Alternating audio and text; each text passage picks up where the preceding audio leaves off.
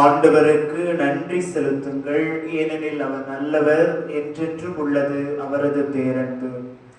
இயேசுவில் அன்பார்ந்த சகோதர சகோதரிகளே, இன்று ஆண்டின் பொது காலத்தின் 28ஆம் திருவழிபாட்டு ஞாயிறுக்கு உங்களை அன்போடு அழைக்கிறேன்.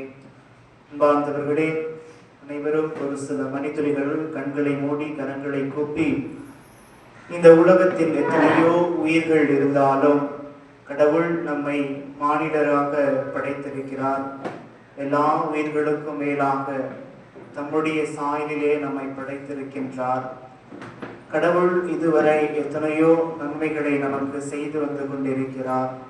அவருடைய அளவு கடந்த இரக்கத்திற்கும், அவருடைய பாதுகாப்பிற்கும், அவருடைய வழிநடத்துதலுக்கும், அவருடைய ஆசீர்வாதங்களுக்கும் நாம் நன்றி சொல்கின்ற நாளாக இன்றைய திருவழிபாடு நமக்கு அழைப்பு விடுக்கிறது.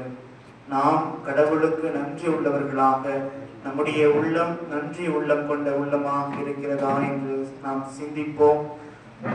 யாருடைய உள்ளத்தில் செருக்கு இருக்கிறதோ, யாருடைய உள்ளத்தில் அகந்தை இருக்கிறதோ, அங்கு நன்றி சொல்லக்கூடிய மனப்பான்மை அங்கு இருக்காது.